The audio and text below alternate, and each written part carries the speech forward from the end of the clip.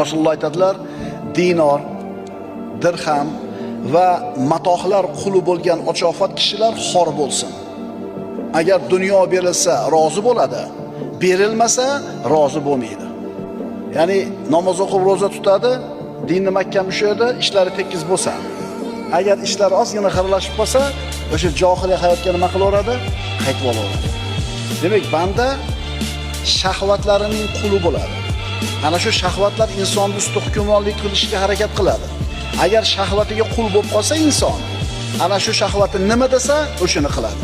Ammo al-vajd martabasiga yetgan bo'lsangiz, shahvatlaringiz hech qachon ustingizda hokim bo'lmaydi.